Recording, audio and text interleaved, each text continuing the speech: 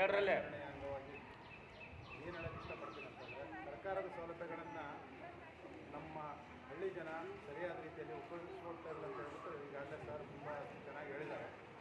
ಅದಕ್ಕಾಗಿ ದಯವಿಟ್ಟು ಇಲ್ಲಿ ವಾರ್ಡ್ನಲ್ಲಿ ಇರ್ತಕ್ಕಂಥ ಎಲ್ಲ ಜನ ಏನು ಹೇಳ್ಬೇಕಂತಂದರೆ, ಸರ್ಕಾರದಿಂದ ಬರ್ತಕ್ಕಂಥ ಸೌಲಭ್ಯನ ಸದುಪಯೋಗ ಪಡಿಸ್ಕೊಳ್ರಿ. ದಯವಿಟ್ಟು ಪ್ರೈವೇಟಿಗೆ ಹೋಗಿ ನೀವು ದುಡ್ಡು ಖರ್ಚು ಮಾಡಿ ಮಕ್ಕಳಿಗೆ ಶಾಲೆ ಕಲಿಸೋದಕ್ಕಿಂತ ಸರ್ಕಾರದಿಂದ ಬಂದಂಥ ಸೌಲಭ್ಯಗಳನ್ನು ನಿಮ್ಮ ಸರ್ಕಾರ, ನೀವು ರಚಿಸಿದಂಥ ಸರ್ಕಾರ, ನೀವು ಅದನ್ನು ಉಪಯೋಗ ಮಾಡ್ಕೊಳ್ಳಿಲ್ಲ ಅದು ವಾಪಸ್ ಹೋಗ್ತದೆ. ಗೌರ್ಮೆಂಟಿಂದ ಬರ್ತಕ್ಕಂಥ ಎಲ್ಲ ಅನುದಾನಗಳನ್ನು ನೀವು ಬಳಸ್ಕೊಂಡ್ರೆ ಮಾತ್ರ ಅದು ಇಲ್ಲಿ ನಿಮಗೆ ಯೂಸ್ ಆಗ್ತದೆ. ಅದನ್ನು ಬಳಸ್ಕೊಳ್ಳಿಲ್ಲ ಅಂದರೆ ನಿಮ್ಗೆ ಯಾವುದು ಯೂಸ್ ಆಗಲ್ಲ. ಎಷ್ಟೋ ಶಾಲೆಗಳು ಮುಚ್ಚೋಗ್ಬಿಟ್ಟವು. ಟೋಟಲ್ ಗಂಗಾವತಿ ಒಳಗಡೆ ಆಗಲಿ ಹಳ್ಳಿಗಳಲ್ಲಿ ಮಕ್ಕಳು ಬರಲಾರ್ದೇ ನಮ್ಮ ಜನರ ಮೈಂಡಲ್ಲಿ ಹೆಂಗೈತೆ ಅಂದರೆ ಪ್ರೈವೇಟ್ ಶಾಲೆಯಲ್ಲಿ ಹೋದ್ರೆ ಚೆನ್ನಾಗಿರ್ತದೆ ಅಂತ. ಇಲ್ಲ, ಗೌರ್ಮೆಂಟ್ ಶಾಲೆಯಲ್ಲಿ ಓದಿದವರು ಇವತ್ತು ದೊಡ್ಡ ದೊಡ್ಡ IAS ಆಫೀಸರ್ ಆಗಿದ್ದಾರೆ, ದೊಡ್ಡ ದೊಡ್ಡ ಎಜುಕೇಟೆಡ್ ಆಗಿದ್ದಾರೆ. ತುಂಬ ಜನ ಗ್ರ್ಯಾಜುಯೇಟ್ ಏನಿದ್ದಾರೆ ಎಲ್ಲ ಹಳ್ಳಿಯಲ್ಲಿ ಓದಿರ್ತಾರೆ. ಯಾರು ಈಗ ನೋಡಿ APJ ಅಬ್ದುಲ್ ಕಲಾಂ ಅವರು ಹಳ್ಳಿಯಲ್ಲಿ ಓದಿದಂಥವ್ರು, ರಾಷ್ಟ್ರಪತಿ ಆದರು, ವಿಜ್ಞಾನಿಗಳಾದರು. ಆ ರೀತಿ ಇರೋದ್ನಾಗ ನಾವು ನಮ್ಮ ಮೈಂಡ್ ಸೆಟ್ ಡಿಪೆಂಡ್. ಪ್ರೈವೇಟಲ್ಲಿ ಓದಿದ್ರೆ ನಮ್ಮ ಮಕ್ಕಳು ಚೆನ್ನಾಗಿ ಆಗ್ತಾರೆ, ಗೌರ್ಮೆಂಟಲ್ಲಿ ಓದಿದ್ರೆ ಸರಿ ಓದಲ್ಲ ಅಂತಿಲ್ಲ.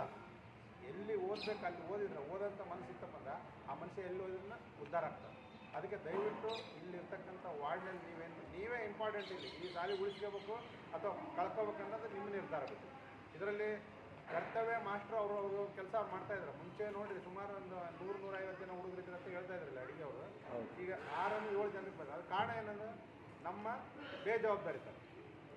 ಏನೋ ಮಕ್ಕಳು ಇಲ್ಲಿ ಹೋದ್ರೆ ಸರಿ ಓದಲ್ಲ, ಅಲ್ಲಿ ಹೋದ್ರೆ ಸರಿ. ಇಲ್ಲಿ ಇರ್ತಕ್ಕಂಥ ಸಿಬ್ಬಂದಿಗೆ ನೀವೇ ಬಂದು ನೋಡಿ ಏನಪ್ಪ ನಮ್ಮ ಮಕ್ಕಳಿಗೆ ಏನು ಓದಿಸಿರಿ ಏನಿಲ್ಲ ಅಂತ ಚರ್ಚೆ ಮಾಡಿದ್ರೆ ಮಾತ್ರ ಅದು ಸ್ವಲ್ಪ ಇಂಪ್ರೂವ್ಮೆಂಟ್ ಆಗ್ತದೆ. ನಮ್ಮವ್ರು ಏನಂದರೆ ಶಾಲೆಗೆ ಕಳಿಸಿದ್ರೆ ಕುಂತು ಅವ್ರ ಕೆಲಸ ಖಂಡಿತ ಅವ್ರವ್ರ ಕೆಲಸದಾಗ ಅವ್ರ ಗಮನದಲ್ಲಿ ಕೊಡೋಲ್ಲ. ಮಕ್ಕಳ ಕಡೆ ಗಮನ ವಹಿಸ್ತೀವಿ. ಯಾಕಂದರೆ ಮುಂದಿನ ಫ್ಯೂಚರ್ ಅವ್ರು ಚೆನ್ನಾಗಿದ್ರೇ ನಮ್ಮ ಲೈಫ್ ಮುಂದೆ ಚೆನ್ನಾಗಿರ್ತದೆ ಅನ್ನೋದನ್ನು ನಾವು ಯಾವತ್ತೂ ತಲೆಯಲ್ಲಿ ಇಟ್ಕೋಬೇಕು.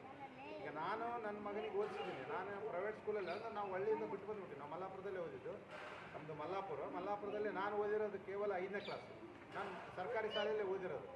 ಆದರೆ ತಿಳುವಳಿಕೆ ಇಂಪಾರ್ಟೆಂಟ್ ಏನು ಬರ್ಬೇಕಂದ್ರೆ, ಜನರಲ್ ನಾಲೆಜ್ ಬೆಳಿಬೇಕಂದ್ರೆ ಸರ್ಕಾರಿ ಶಾಲೆಯಲ್ಲೇ ಓದಬೇಕು. ಈಗ ನೋಡಿರಿ, ನೀವು ಪ್ರೈವೇಟ್ ಸ್ಕೂಲಲ್ಲಿ ಅಲ್ಲಿ ಶಿಸ್ತು ಕಲಿಸ್ತಾರೆ ಅಷ್ಟೇ. ಹಿಂಗಿರ್ಬೇಕು ಜ್ಞಾನ ಕಲಿಸಲ್ಲ. ಆದರೆ ಸರ್ಕಾರಿ ಶಾಲೆಯಲ್ಲಿ ಇಲ್ಲಿ ನಾನು ನೋಡ್ತೀನಲ್ಲ, ಶ್ರೀನಿವಾಸ್ ಮಾಸ್ಟ್ರು ಮಗ್ಗಿಯಿಂದ ಹಿಡಿದು ಟೋಟಲಿ ನಾನು ಸುಮ್ಮನೆ ಅವಾಗ ಬರ್ತಾ ಇರ್ತೀನಿ, ತುಂಬ ಚೆನ್ನಾಗಿ ಹೇಳ್ಕೊಡ್ತಾ ಇದ್ದಾರೆ.